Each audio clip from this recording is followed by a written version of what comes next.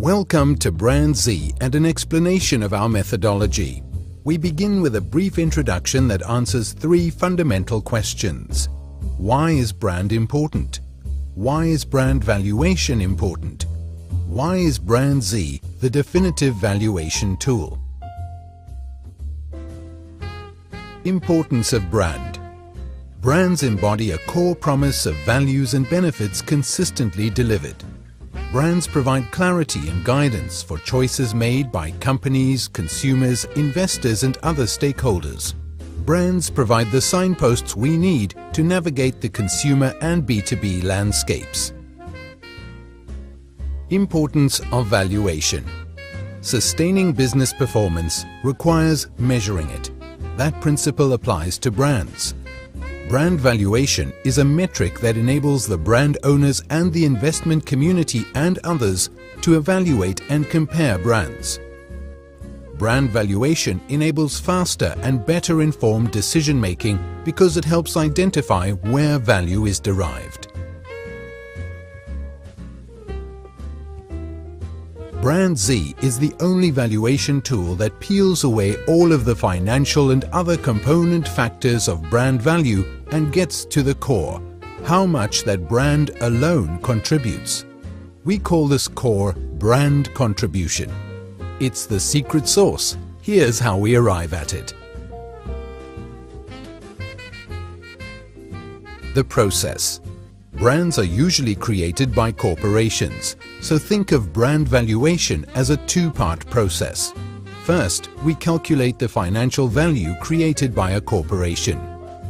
Second, we identify the role that brand has in creating that value. The uniqueness of the BrandZ rankings is that we have the most detailed and rigorous approach to identifying the role of brand and how it influences customer purchase decisions.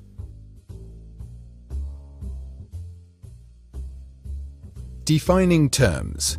Value. Before we move on, we need to define some terms. What do we mean by value? We mean the measurable financial worth that a business creates.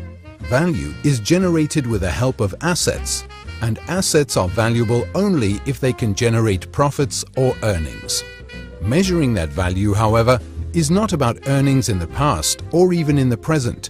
It is about the level of future earnings.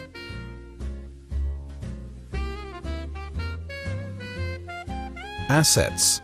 What do we mean by assets? Assets are something of value owned by a business. But it's important to emphasize that assets are split into two groups. There are tangible assets, such as factories, stock, vehicles or equipment, and there are intangible assets, such as intellectual property, software, people, and brand. The asset we are most interested in, brand, happens to be the most valuable asset for many major corporations. Separate entities. Of course, a brand only should be given credit for the earnings that are created under the brand name. That sounds self-evident, but consider this. In some cases, a corporation only owns one brand. Therefore, all corporate earnings come from the brand. Example, Red Bull. In other cases, a corporation owns many brands. Therefore, we need to apportion the earnings of the corporation across a wide portfolio of brands. Example, the Coca-Cola Company, where we need to allocate earnings to Coca-Cola, Fanta, Sprite, and other brands. Attribution rate. Corporate earnings to branded earnings.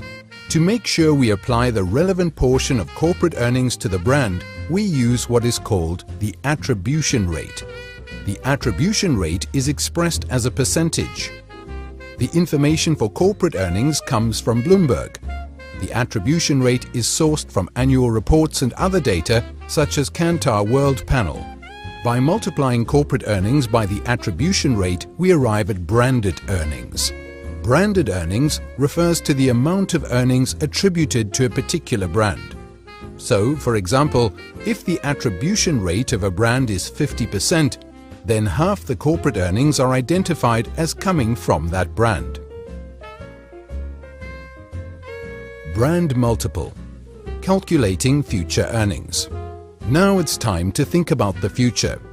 As we said when we described value, the important measurement is not what happened in the past or even what's happening today, but rather the prospects for future earnings. Predicting future earnings requires adding another component to our BrandZ formula. This component assesses future earnings prospects as a multiple of current earnings. We call this component the brand multiple. It's similar to the calculation used by financial analysts to determine the market value of stocks and shares. Example, 6 times earnings or 12 times earnings. Information supplied by Bloomberg data helps us calculate a brand multiple. We take the branded earnings and multiply that number by the brand multiple to arrive at the future earnings potential, which we call financial value. Brand contribution, the secret sauce. This is the part that distinguishes BrandZ as the definitive brand valuation tool. We now have the value of the branded business. For example, the value of Coke or Fanta or Sprite as a business. But this value is still not quite the core that we are after. To arrive at brand value, we need to peel away a few more layers, such as the rational factors that influence the value of the branded business. For example, price, convenience, availability, and distribution. In order to calculate brand value, we need to concentrate purely on understanding how much of a brand's earnings are entirely due to brand equity reasons. Because a brand exists in the mind of the consumer, we have to assess the brand's uniqueness and its ability to stand out from the crowd, generate desire, and cultivate loyalty. We call this unique role played by brand contribution. Brand contribution, the measurement. But how do we measure brand contribution?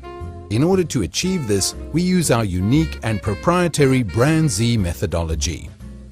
We calculate brand contribution based on detailed research amongst the people who really matter, the relevant target audience for each of the brands being valued.